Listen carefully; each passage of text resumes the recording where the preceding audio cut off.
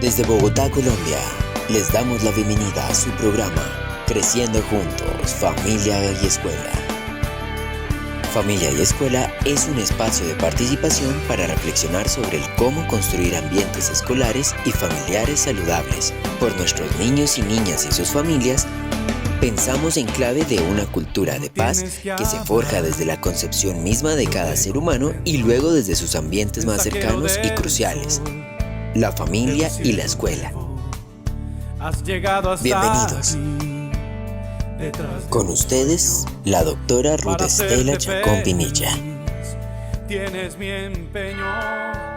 Bienvenidos a esta emisión de Creciendo Juntos, Familia y Escuela. Gracias por estar con nosotros cada domingo, construyendo ambientes familiares y escolares para nuestros niños, nuestras niñas y nuestros adolescentes. Hoy en compañía de Las Palabras Dulces, escrito por Carl Norat y Claude Dubois, por la editorial Corimbo en el año 1998.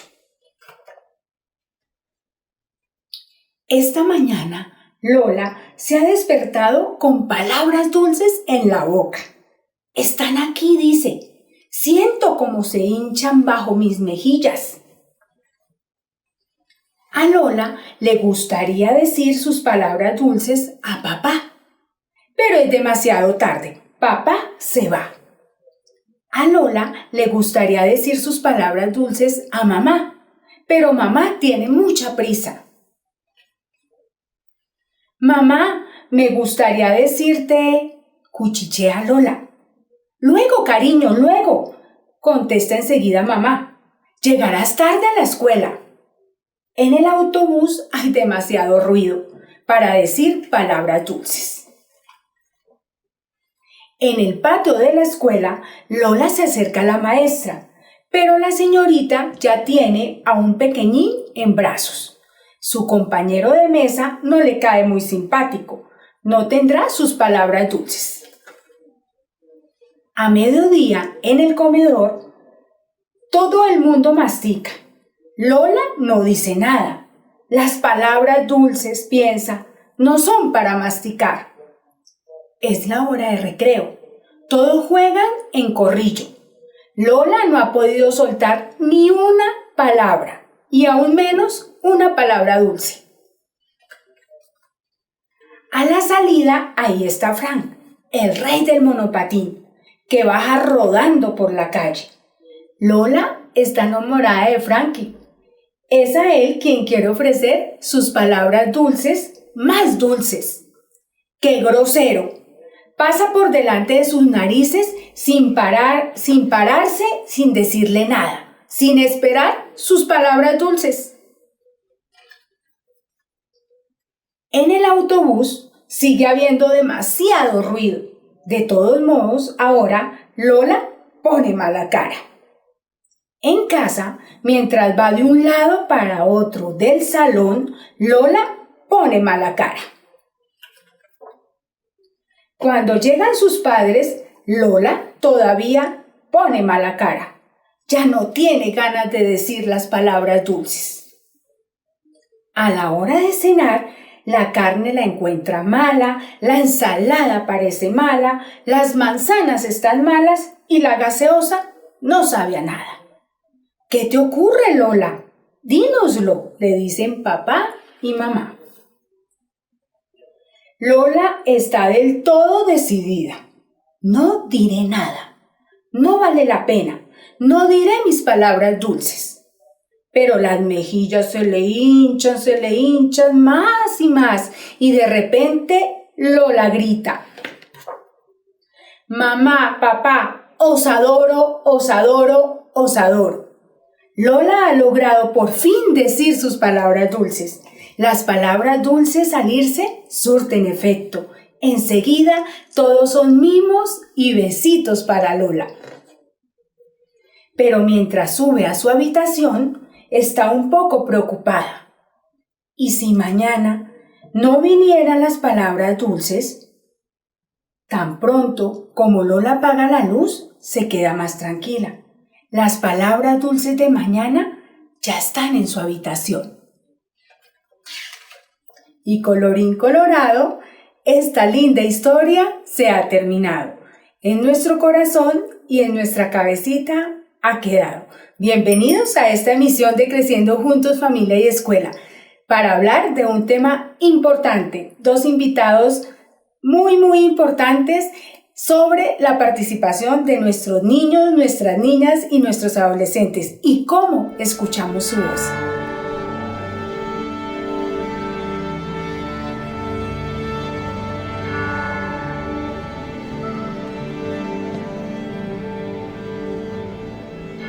Bienvenidos a una emisión más de Creciendo Juntos, Familia y Escuela, un espacio para pensar y construir ambientes familiares y escolares saludables para nuestros niños, nuestras niñas y nuestros jóvenes.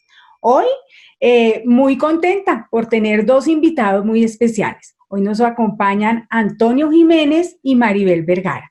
Ellos son miembros del Consejo Independiente de Protección de la Infancia, un organismo creado para proteger los derechos de nuestros niños, nuestras niñas y nuestros adolescentes. Entonces, primero, muy contenta de tenerlos aquí en este espacio. Antonio es doctor en psicopedagogía, profesor de la Universidad de Extremadura, presidente de la Asociación Infancia, Cultura y Educación, coordina proyectos de cooperación internacional en Marruecos dirigidos a niños, adolescentes y jóvenes en contexto de riesgo, trabajando en su formación e inserción social. Presidente del Consejo Independiente de Protección de la Infancia, CIPI, que desde 2014 se crea en España. Y Maribel Vergara, doctora en educación, docente universitaria, directora de la línea de Antropología Pedagógica, Persona y Formación en el doctorado en Humanidades, Humanismo y Persona de la Universidad de San Buenaventura en Bogotá. Consejera del Consejo Independiente de Protección de la Infancia en Colombia. Quiero agradecerles a Maribel y Antonio el podernos encontrar en este espacio, en poder dialogar acerca de la participación de nuestros niños, nuestras niñas y nuestros adolescentes y cómo como sociedad hacemos caso a esa voz de los niños que en este tiempo casualmente de pandemia nos hacen ciertos llamados, nos dan voces de esperanza, pero también nos hacen reflexionar sobre todo lo que está pasando en el sector educativo. Bienvenidos Maribel y Antonio. Muchas gracias por la invitación y para mí es un inmenso placer estar en este encuentro virtual con vosotras, con Ruth, con Maribel, amigas de Colombia, de compañeras de profesión y también muchas veces de sueños, ¿no? Gracias por la invitación porque realmente los temas a los que venimos a hablar pues son temas con los cuales uno disfruta, ¿no? Siempre digo que tengo dos trabajos, uno del cual vivo, que es mi trabajo de profesor, y otro por el cual me desvivo, ¿no? Que es toda mi colaboración voluntaria en las organizaciones que ha nombrado, tanto Asociación Infancia, Cultura y Educación, y el Consejo Independiente de Protección de la Infancia. Gracias, Antonio. Pues Estela, muy buenos días. Gracias por la invitación, gracias por invitarnos, gracias por permitirnos compartir nuestros sueños, por permitirnos compartir todo lo que nosotros hemos construido. Llevo muy poco trabajando con Antonio, pero ha sido un tiempo de mucho crecimiento y esta oportunidad que tú nos das de contar los sueños, los proyectos y los compromisos es una muy linda oportunidad porque sé que nos están escuchando muchas familias. Sé que el domingo que pasa tu programa es un momento de familia, pero también sé que hay muchos maestros y maestras que están allí escuchándonos, entonces dirigirme a ellos y saber lo que estamos haciendo en el CIPI es muy importante para nosotros. Gracias, Ruth Estela.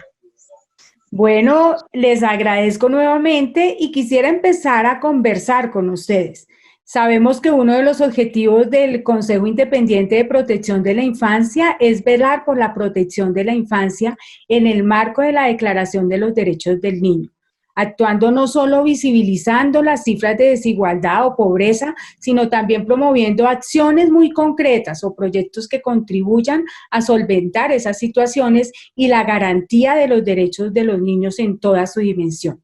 Quisiera dialogar con ustedes entonces, ¿por qué o cómo creen ustedes que los adultos podemos ser realmente garantes de esos derechos de los niños desde los ambientes más cercanos para nuestros niños, que son la familia y la escuela? ¿Cómo creen que podemos ser realmente garantes, que no se nos quede en un discurso, sino pasar a unas acciones concretas? Bien, pues inicio yo para que podamos complementar mi opinión, que no es ni más ni menos que una opinión personal. Creo en estos momentos en los cuales hemos recorrido algunos años y en los cuales hemos ido aprendiendo lo uno de los otros, que la metodología más apropiada para precisamente lo que decía Ruth, de que los adultos podamos garantizar los derechos fundamentales de las niñas, niños y adolescentes, es promocionando su derecho, en primer lugar, a conocer los derechos y, en segundo, su derecho a participar, y una participación efectiva, no decorativa. ¿Bien? Pienso que con esas dos cuestiones, por un lado, dar a conocer sus derechos, porque claro, ¿cómo yo puedo ejercer mis derechos si no los conozco? Y yo, Antonio Jiménez, como adulto, tengo la obligación de conocer mis derechos y tengo los recursos para conocer mis derechos, pero los menores de edad no tienen quizás esa posibilidad, ¿no? Y por lo tanto, qué mejor que, en primer lugar, darle a conocer sus derechos y, en segundo lugar, promocionar particularmente uno de ellos, que es el derecho a la participación. Está expresado en la Convención, está expresado de otra manera. Dice que los niños tienen derecho a opinar en todas las cuestiones. Bien.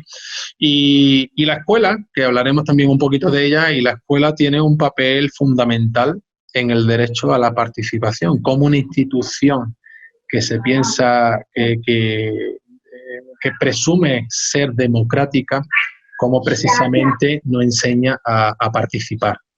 Bien, no, entonces, bueno, con esas dos cuestiones inicialmente me quedo. Ruth Estela, desde mi punto de vista, algo muy importante es como adultos no asustarnos y ser coherentes. Creemos que sabemos de derechos y que somos bastante buenos para repetirlos.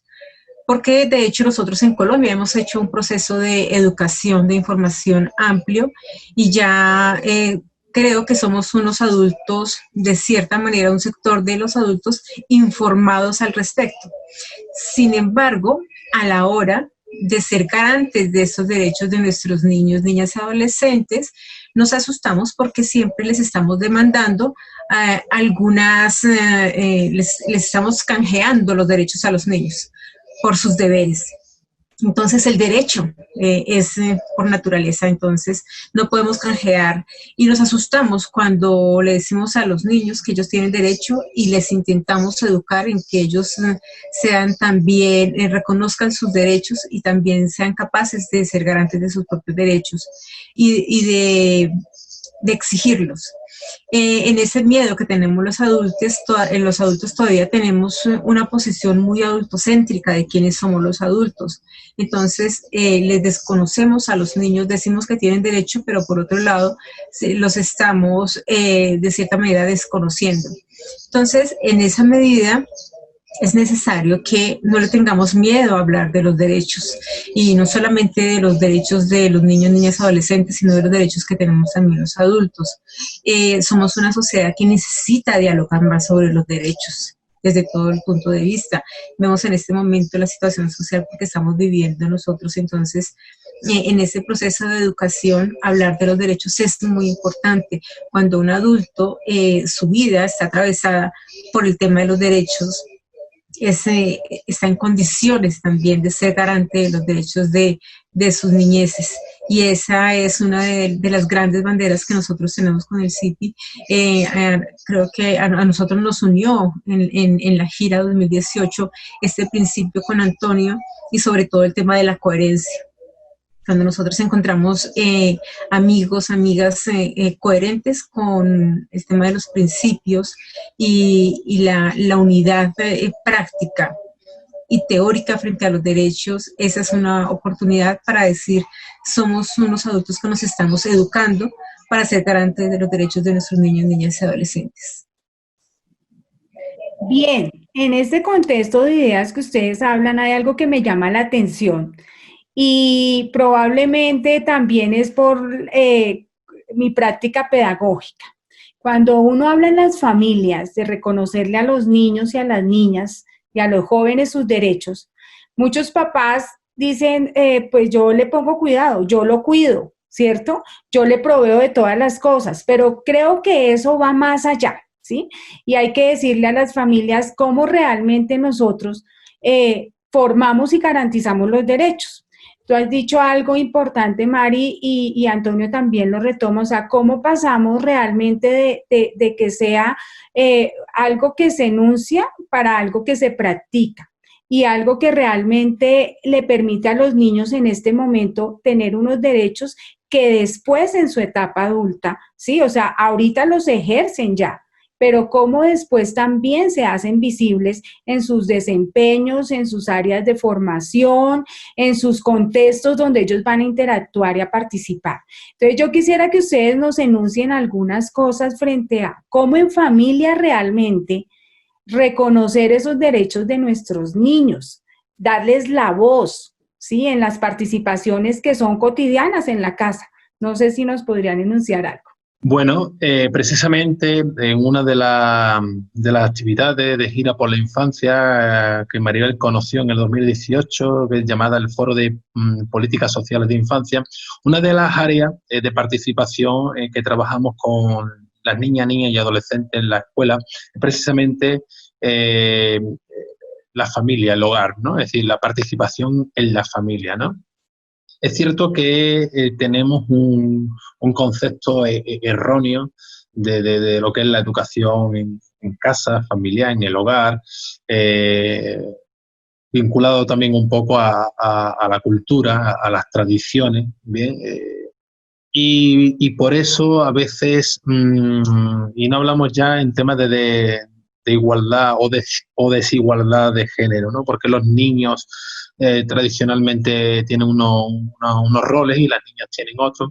Vamos a pensar que no hay desigualdad, pero que por el mero hecho de ser niños no se le comparte determinadas decisiones ni se consideran aptos para determinadas cuestiones. Y precisamente con esta pandemia y con este confinamiento que en general hemos vivido en el mundo, sobre todo en la primera ola, Francesco Tonucci lo deja bastante claro, lo pone de relieve, de manifiesto, lo destaca, ¿no? Dice, los niños están aprendiendo durante esta especie de arresto domiciliario, ¿no?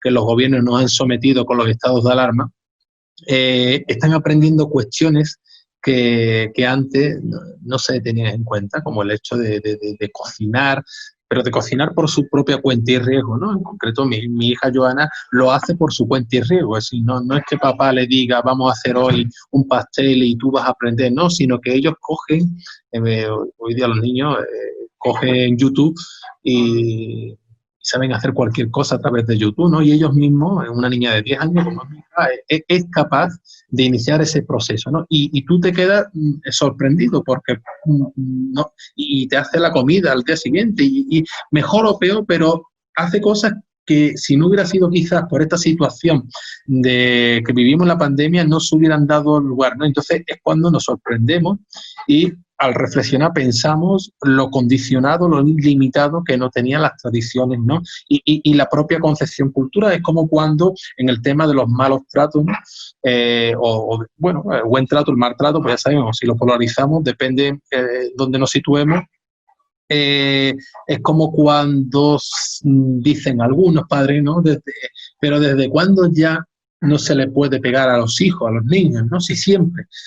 Desde nunca se debió. Lo que ocurre es que la cultura decía que más vale una torta, es más vale. Bien, entonces son cuestiones que lo hablábamos antes, ¿no? De entrar en vivo, ¿no?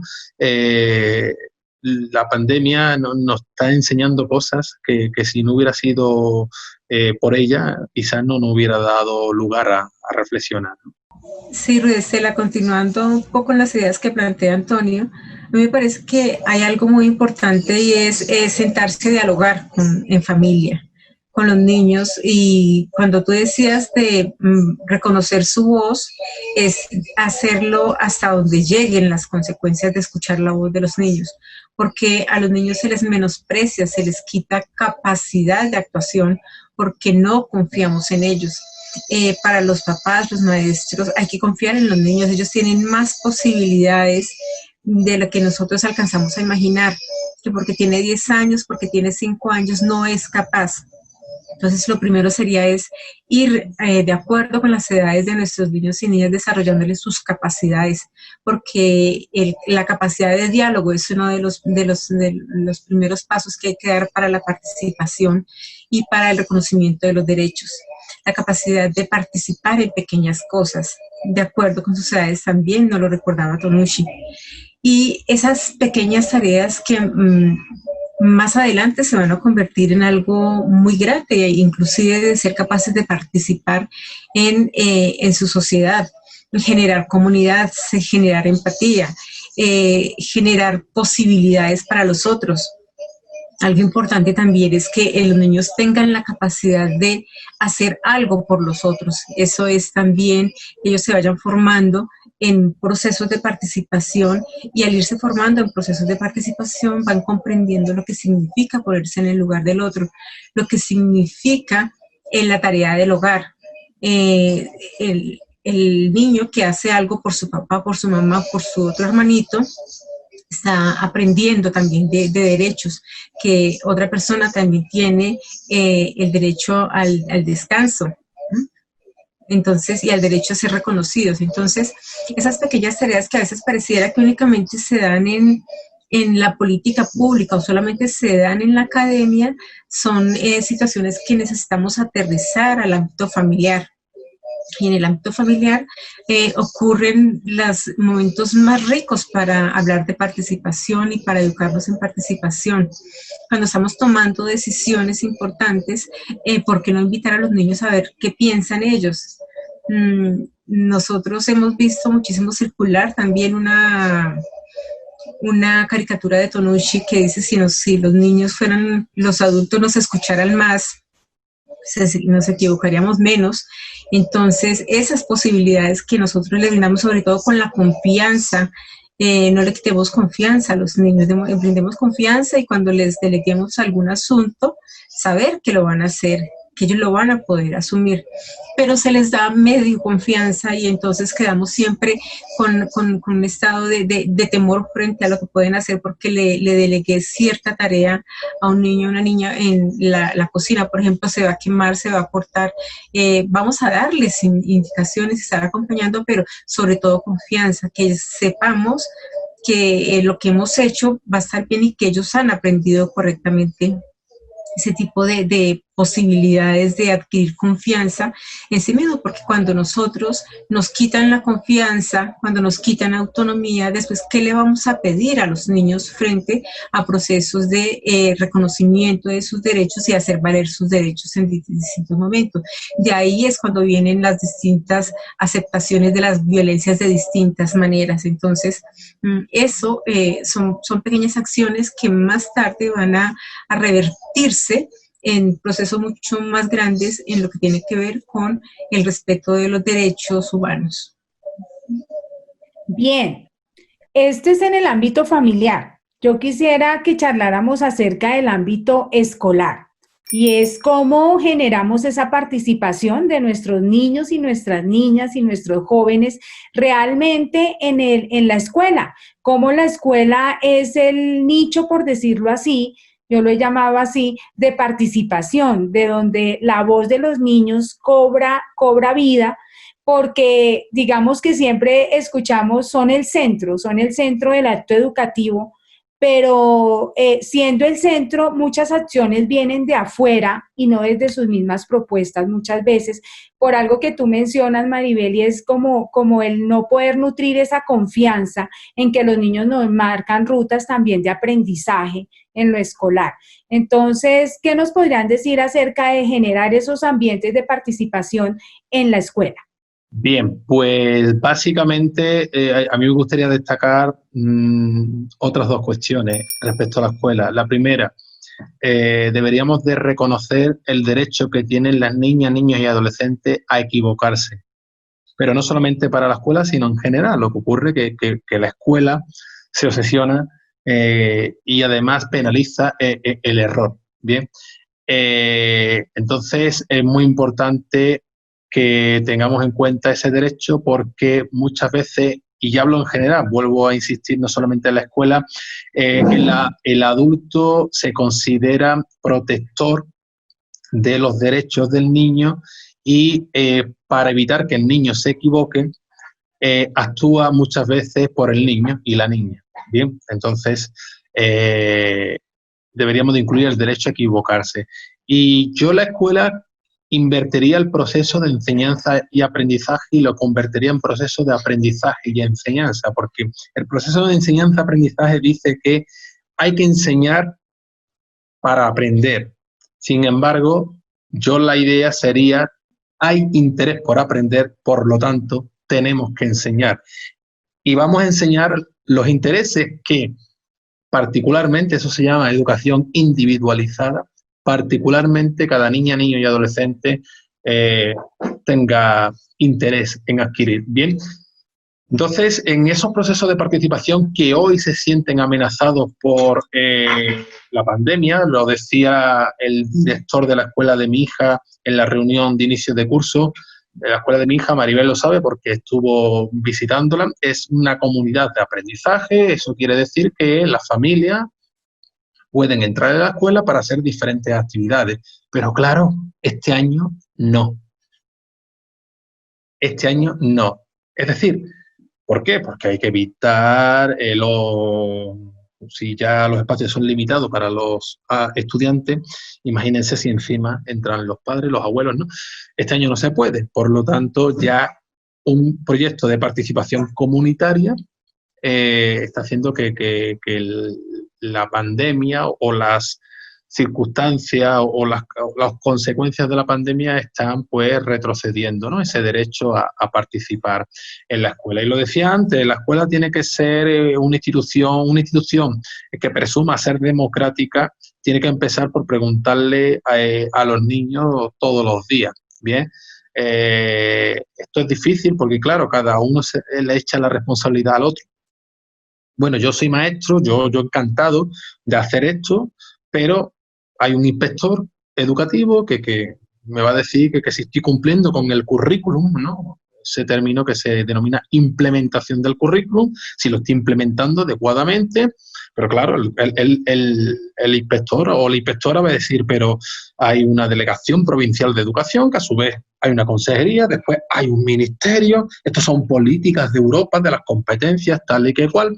Y entonces, claro, esto de, en vez de concebir la educación como una cuestión de responsabilidades compartidas, al fin y al cabo, uno a otro se va echando la pelota a su tejado, ¿no? La escuela debería de ser no más participativa, la escuela debería de ser participativa. Bien, y cambiar completamente el enfoque, lo decía anteriormente, y no concebirse como un espacio de impartición. Yo lo hago en la universidad, ¿no? Le digo a mis estudiantes que yo no soy ningún impartidor de docencia, porque el término es docente, y un docente que hace impartir docencia. Yo soy un dinamizador del proceso de construcción del conocimiento. El conocimiento está ahí, hoy más que nunca. Internet es un gran espacio para el conocimiento y precisamente los que tenemos más experiencia y los que tenemos formación en proceso y en metodologías educativas, lo que tenemos que hacer es dinamizar ese proceso de construcción un conocimiento que se construye a velocidades vertiginosas, ¿bien? Y que puede ser tan dispar si consideramos aquello de las inteligencias múltiples, ¿verdad? De que cada niño es inteligente. Ya no es de una manera, ya no hay que preguntar cuánto inteligente es, sino cómo inteligente es, ¿no? Entonces, todo esto está muy relacionado a la participación. Cuanto más efectiva y no decorativa sea la participación, más éxito vamos a tener, sin lugar a dudas, en los procesos educativos. Rudestela, te voy a pedir un favor, que se me alargó muchísimo en mi participación en esa pregunta. Tú me puedes cortar porque tocas un tema que me gusta muchísimo, que es el tema de la escuela. Además que desde mi punto de vista, en los estudios que he hecho sobre la escuela, necesitamos de muchas horas para hablar sobre ella. Pero yo quisiera en primera instancia hablar de algo muy importante, y es cuál es el sentido de la escuela. ¿Para qué vamos a la escuela? Porque la escuela como lugar social, garante de los derechos de los niños y de las niñas, necesitamos también que sea coherente con eso. Pero lo primero es, seamos una escuela natural. A veces en la escuela impostamos muchas cosas del ámbito de lo social que no le corresponden a la escuela. Entonces, por tratar de desnaturalizar lo que pasa en la escuela, le quitamos los derechos a nuestros niños y niñas. Cuando Antonio nos decía el tema del currículo, los maestros, hay mucha rigidez por llevar adelante toda una serie de contenidos.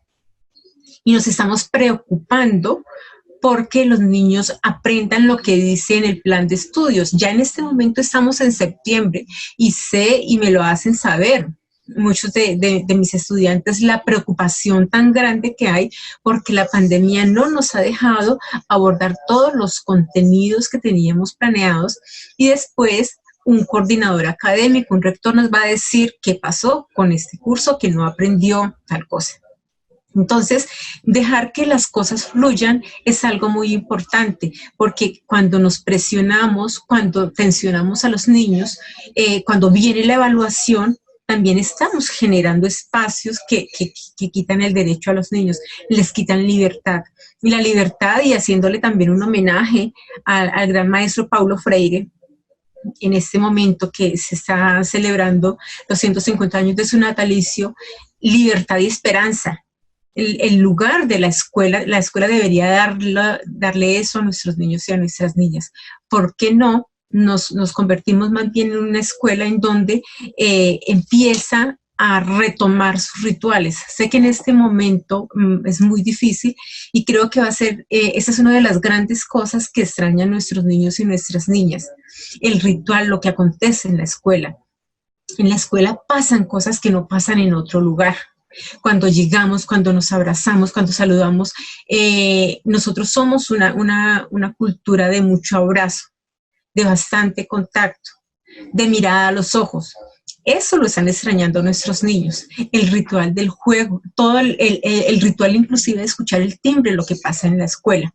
Entonces, en esta situación de confinamiento obligatorio como biopolítica que nos han impuesto para protegernos del virus, ¿por qué no tratar de que esos rituales se los transmitamos a las familias para que nuestros niños recuerden esos espacios de la escuela también?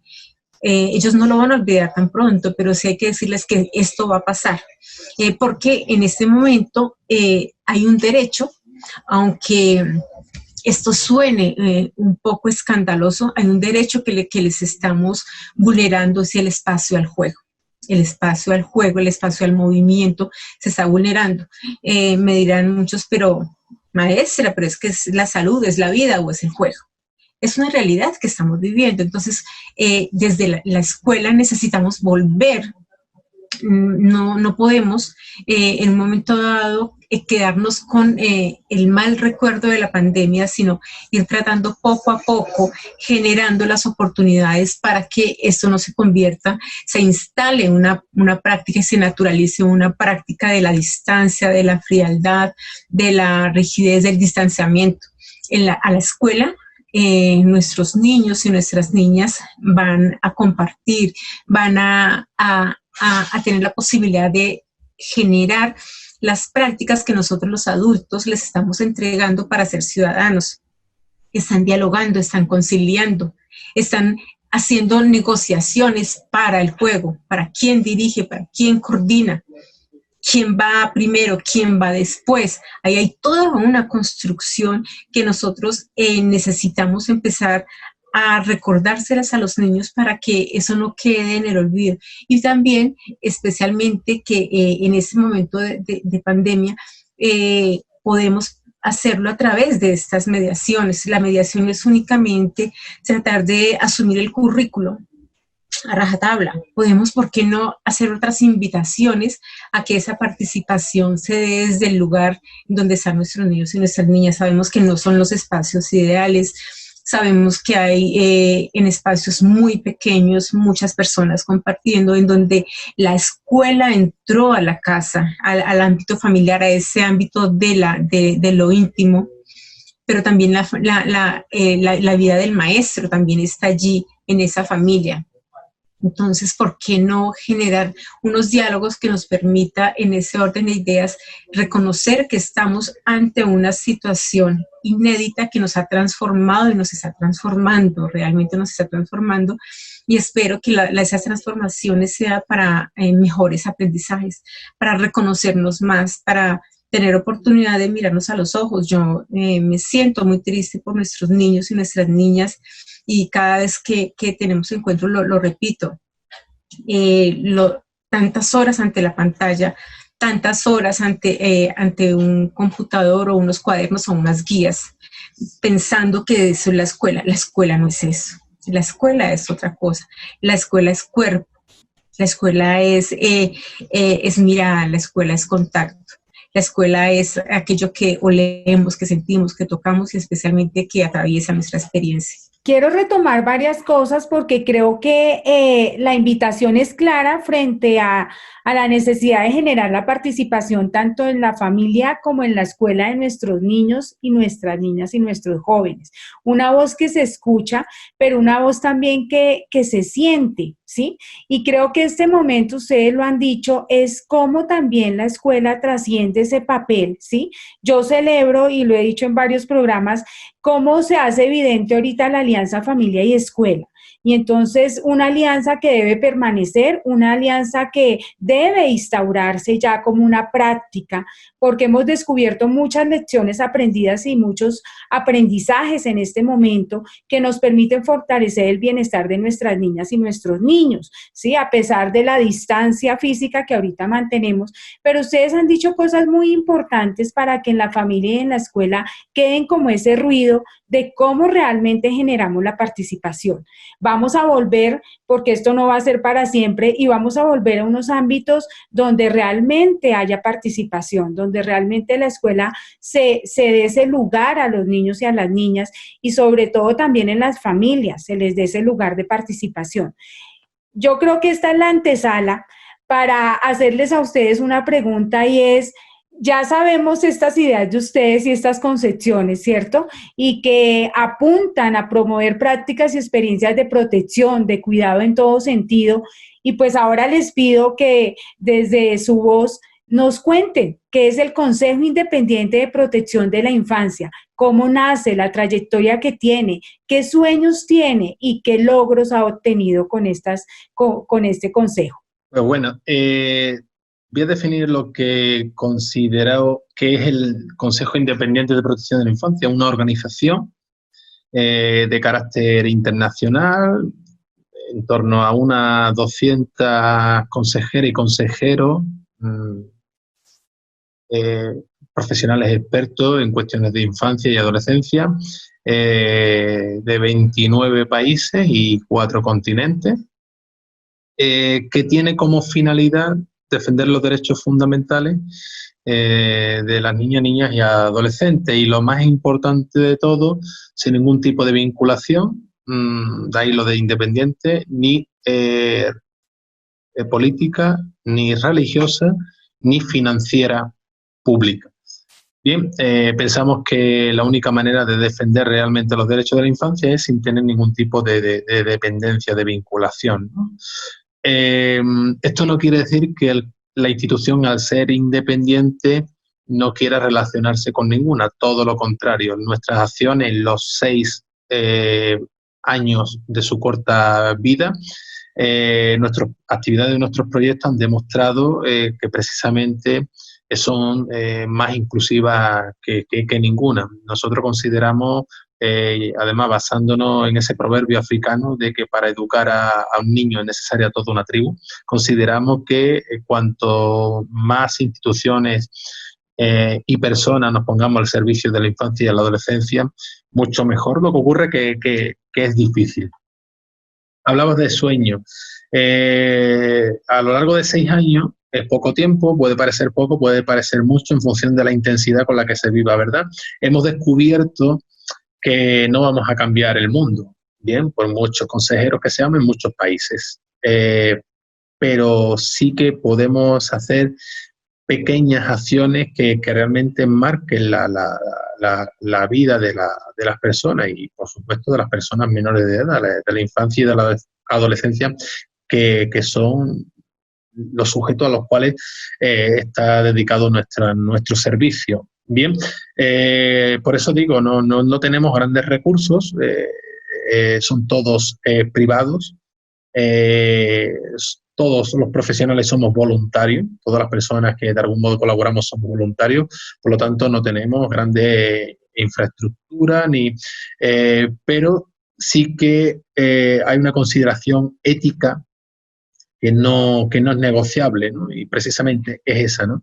Nunca un derecho de una niña, niño o adolescente, ya sea un derecho de estos, bueno, todos los derechos son fundamentales, pero un derecho, digamos, de carácter secundario, por muy derecho de carácter secundario que sea, no es negociable, ¿no? No hay ningún tipo de... No podemos decir, bueno, pues como nos interesa en este momento esto, vamos a dejar de defender este tipo o vamos a dedicarnos a otra cosa, no vaya a ser que se molesten, no vaya a ser... No, hay una cuestión ética y esa es decir, no pretendemos nada más, ni tenemos ninguna intención de llegar a hacer grandes cosas, ni no tenemos límites nunca en lo que nos proponemos, pero tampoco tenemos una obsesión, ¿no? por llegar a ser, no somos una organización que mantiene estructuras, digamos, que mantienen nómina de empleados, y eso es muy importante hoy día, ¿bien? Porque cuando las organizaciones mantienen nóminas de empleados, muchas veces esas nóminas de empleado condicionan la trayectoria y condicionan el componente ético de la organización, ¿no? Entonces nosotros, por suerte, somos todos voluntarios y eso es, considero que un plus tiene sus limitaciones. Evidentemente a los voluntarios no se les puede pedir cosas que se le pida a un personal remunerado, pero tiene sus ventajas. A grosso modo, eso es el CIP. Bien, Mari. Y tú como representante del CIPI en Colombia, cuéntanos, ¿cuál es la experiencia que se ha liderado en Colombia? Sí, yo quiero continuar con lo que estaba diciéndonos Antonio sobre lo que es el CIPI. Para llegar a lo que, porque llega CIPI a Colombia y en este momento en representación mía. Es una organización inclusiva. Pareciera que hablar de inclusión está de moda, pero no es un cliché que tiene la organización, sino que es un principio de trabajo.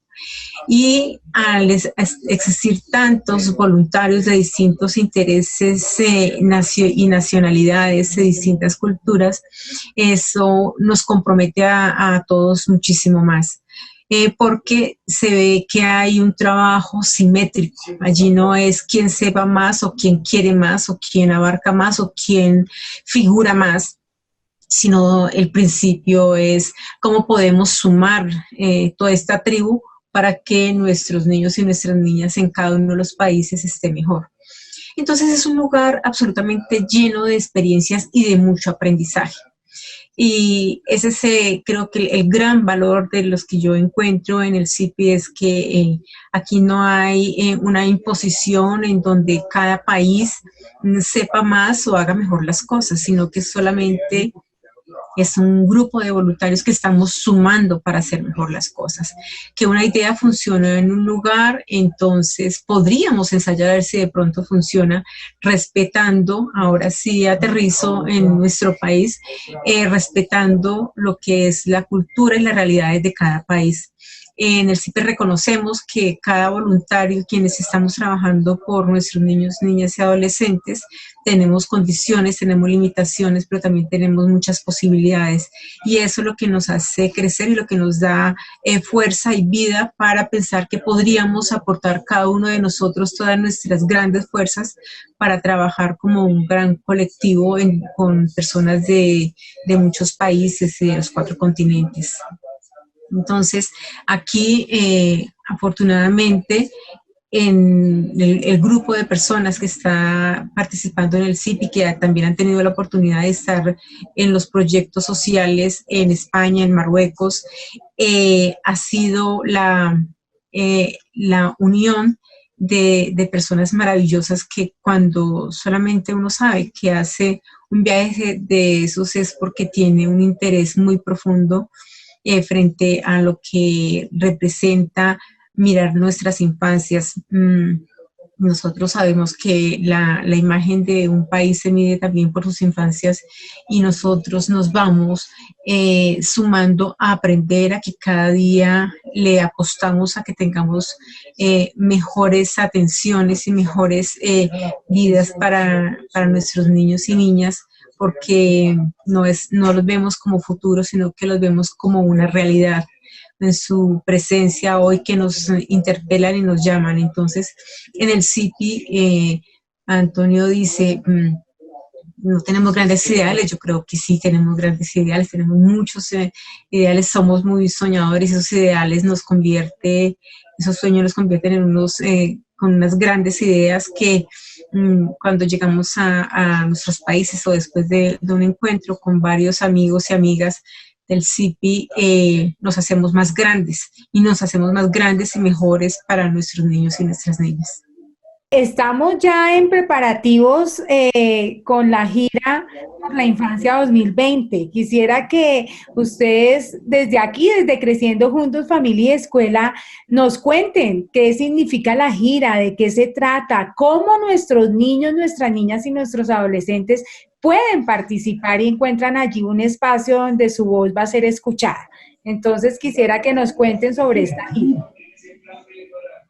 Bueno, Gira por la Infancia es un proyecto que nació hace 5 años, cuando se llamaba Gira España por la Infancia, porque era un proyecto que nació para responder un poco a la pobreza infantil que España tenía o sigue teniendo a nivel de Unión Europea. Claro, quizás hablar de que España tiene pobreza infantil puede resultar un poco chocante, pero ahí están las estadísticas según los indicadores AROPE, ¿no?, de la Unión Europea.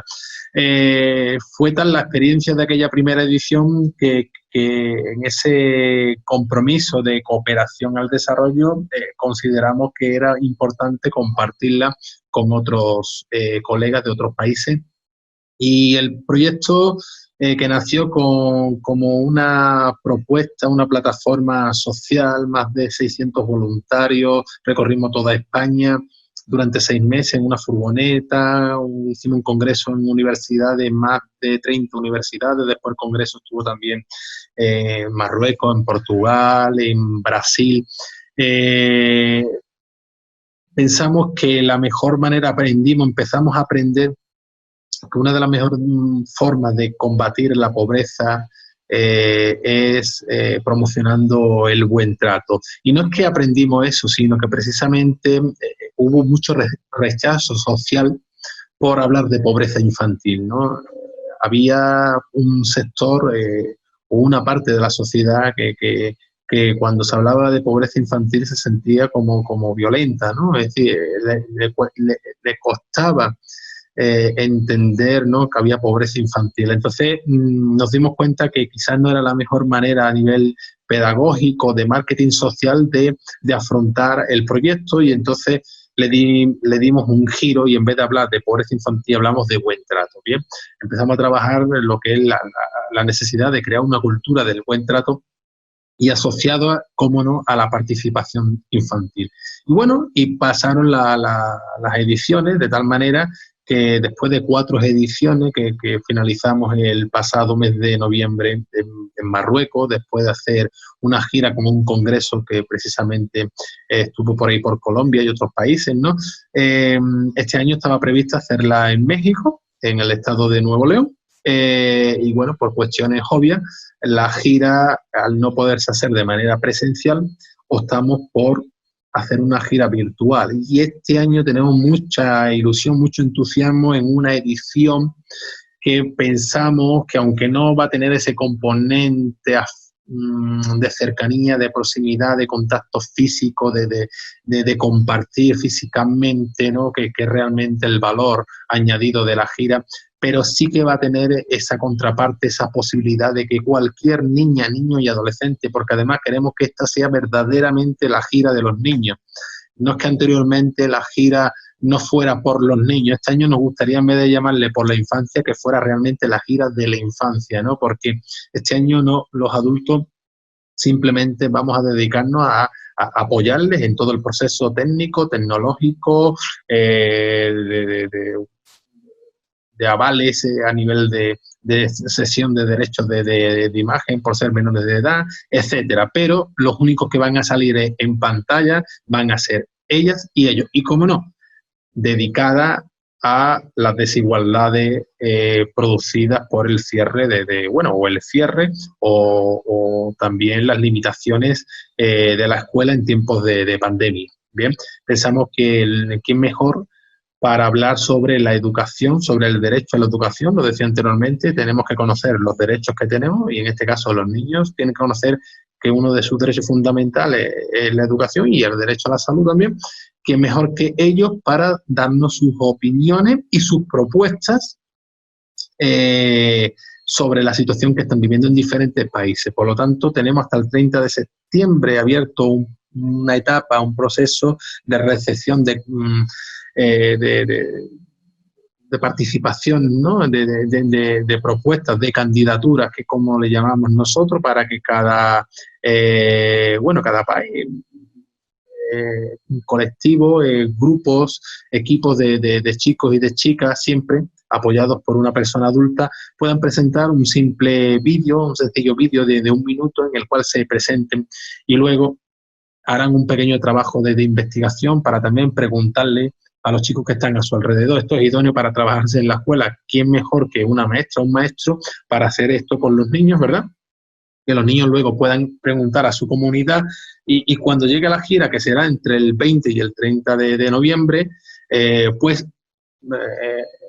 en la programación que haremos, y en la cual cada equipo tendrá su día y hora de exposición, puedan contarnos cuáles son esas opiniones y, lo más interesante, cuáles son las propuestas que ellos hacen para mejorar, ¿no?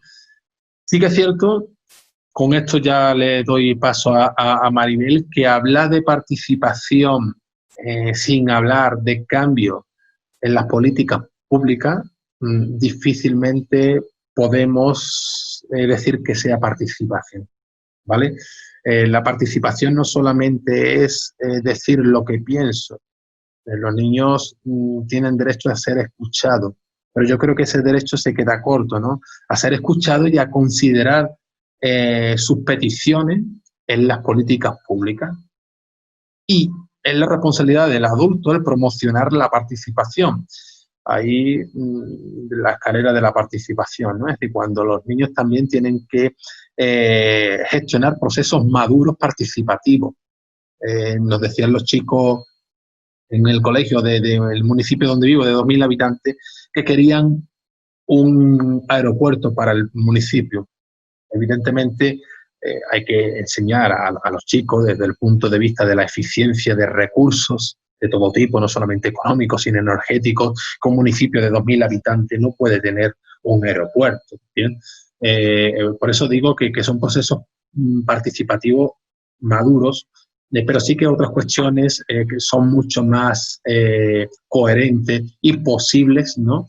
Y por no verdaderamente no tener en cuenta esas opiniones, entonces ahí es donde vamos a empezar a trabajar en los siguientes años, en realmente esa incidencia política que nosotros como Consejo Independiente hacemos, ¿no?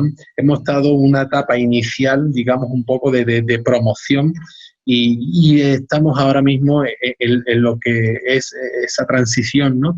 Hacia una etapa más de incidencia política y de hacer. Estamos trabajando en España, un municipio de la provincia de Valencia que se llama Burjasot. Estamos trabajando a lo largo de varios años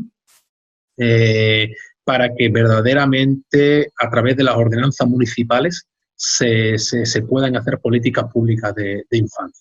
Bien, es un proceso largo, de mucho tiempo, que requiere de confianza, de marketing social, es un trabajo con los gobernantes, con la comunidad social, pero si se le pone tesón, ilusión, entusiasmo, y eso gira por la infancia.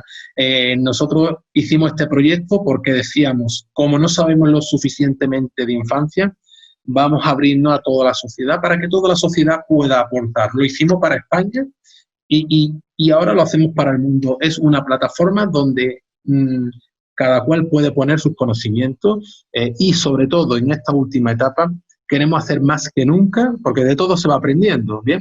Queremos ser más que nunca protagonistas a las niñas, niños y adolescentes. Yo creo que los adultos ya va siendo hora de que hablemos cada vez menos y que los niños hablen cada vez más. Bien, Maribel, y la gira por la infancia 2020 en Colombia, cuéntanos.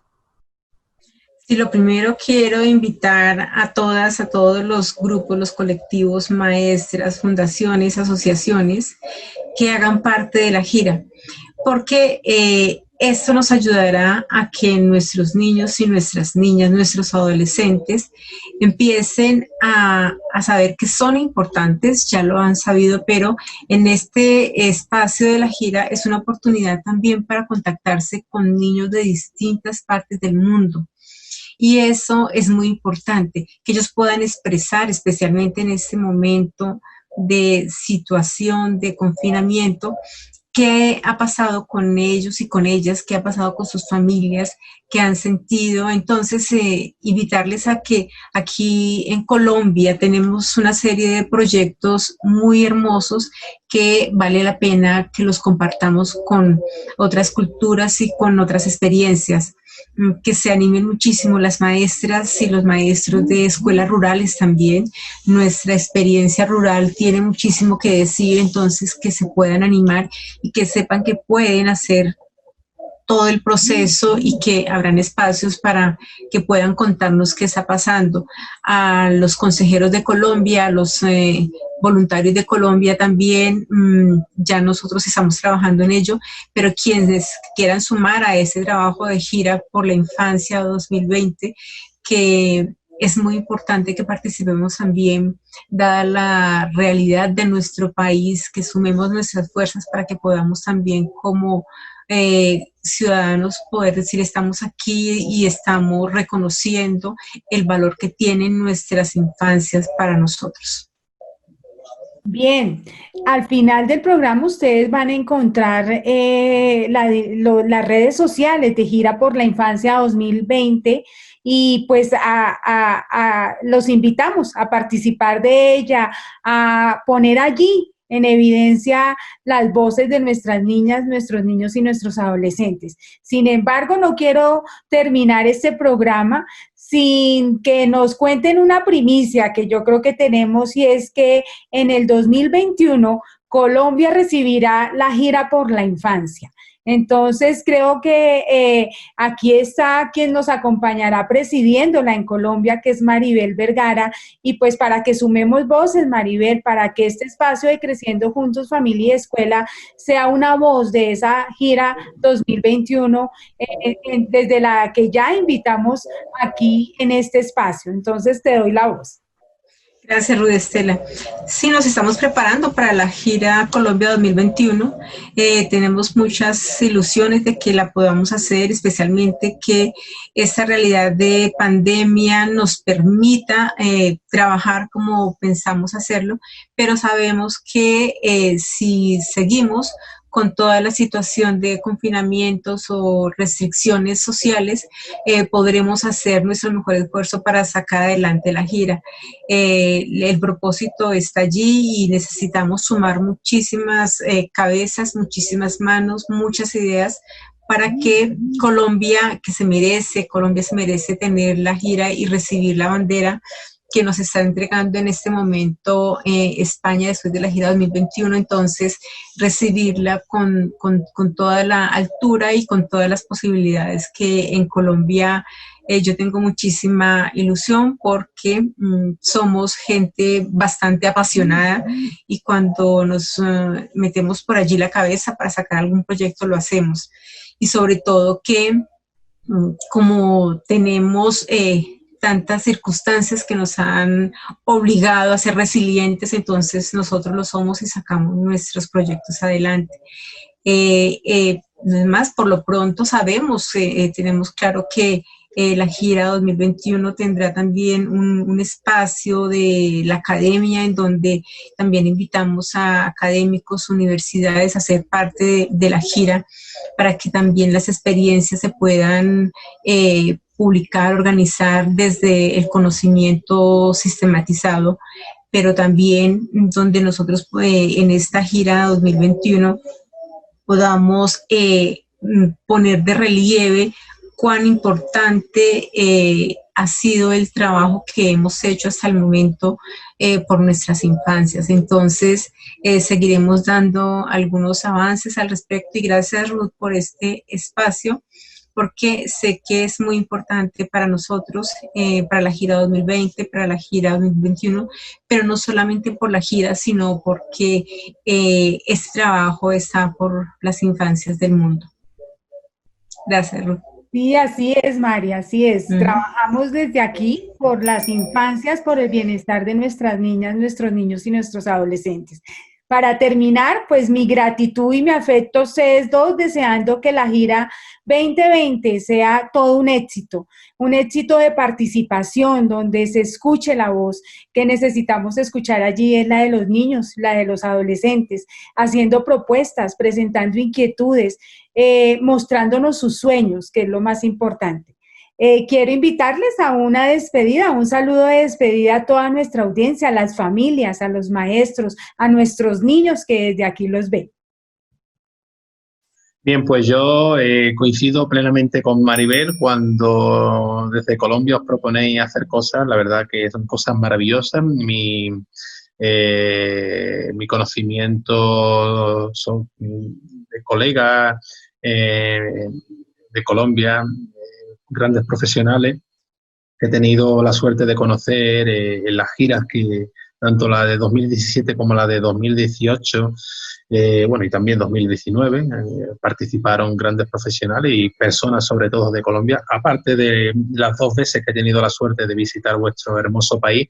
Me quedo a la espera con expectativa de que esa gira 2021, la primera en Latinoamérica, la primera física presencialmente en Latinoamérica, esta de 2020 es virtual, va a ser realmente, me quedo con la expectativa de que, seguro de una gran expectativa de que va a ser una gran gira y desde ahora hasta entonces, que todavía queda algo más de un año, aunque los preparativos evidentemente empiezan antes, y a ver también qué nos deja hacer esta pandemia, ¿no? Que esperemos que pueda pasar pronto. Seguramente vamos a aprender todo mucho, vamos a compartir en la gran fiesta de las infancias, como vosotros decís, hay en Colombia. Seguro que con la gran embajadora, la gran consejera, coordinadora responsable que tenemos en Colombia, Maribel, y con el gran equipo que tiene detrás y seguramente muchísima gente que se van a unir, tiene por delante una gran responsabilidad, un gran reto, pero con mucha ilusión. Con mucha ilusión lo estamos ya viviendo desde que pensamos que Colombia iba a ser el país que acogiera esta gira. Y bueno, y lo que nos queda de esta gira 2020, que realmente se celebre la gira del 20 al 30 de noviembre, pues también con mucha ilusión, porque es una nueva modalidad. Nunca antes hemos hecho una gira así en formato exclusivamente virtual. Estamos a la espera de recibir las candidaturas. Sabemos que hay mucho interés porque las estadísticas nos muestran visitas de ya 50 países del mundo. Más de una cuarta parte de todos los países del mundo, de algún modo, han visitado nuestro sitio web.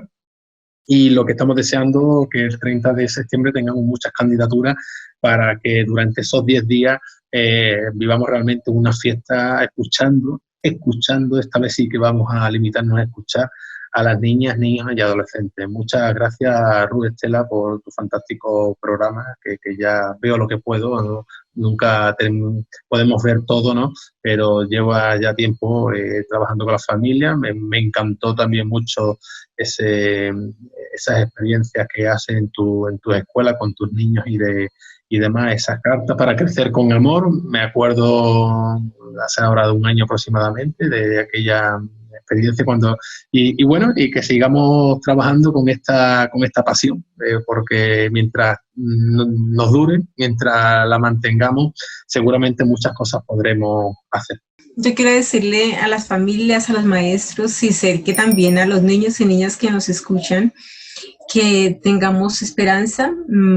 Esto va a pasar, no nos va a durar mucho y que vamos a podernos encontrar, y con ese encuentro vamos a poder también narrar nuestras experiencias.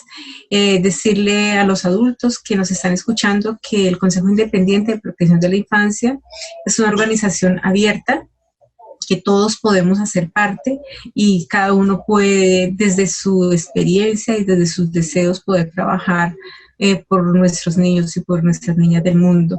Invitarles a que participen, que se animen.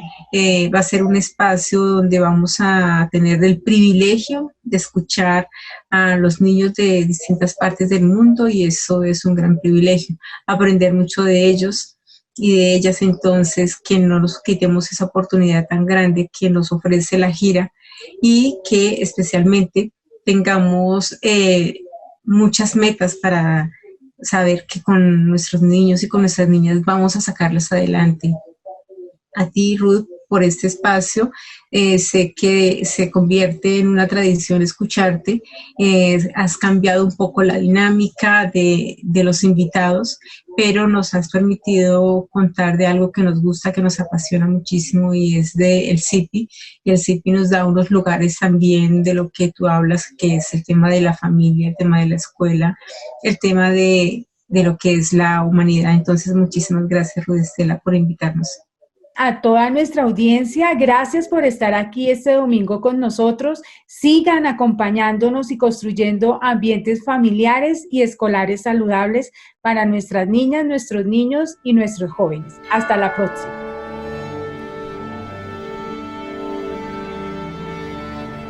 La pandemia causada por el COVID-19 está afectando a la educación de todos los niños, niñas y adolescentes de todo el mundo. Todos tenemos los mismos derechos, pero no todos tenemos las mismas oportunidades. Necesitamos más que nunca una educación inclusiva, que no deje a nadie atrás. Para ello, tu participación como niño o niña o adolescente es importante. Te invitamos a participar junto a otros compañeros y amigos en Gira de la Infancia 2020. Solo necesitas contar con el apoyo de una persona adulta. Del 20 al 30 de noviembre, niños, niñas y adolescentes de más de 30 países de los 5 continentes. Te daremos una cita a través de internet para compartir experiencias relacionadas con el cierre de las escuelas.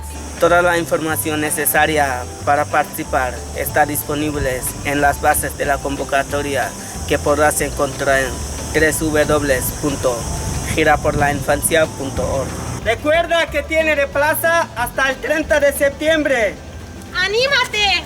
Y participa con nosotros en Gira por la Infancia 2020.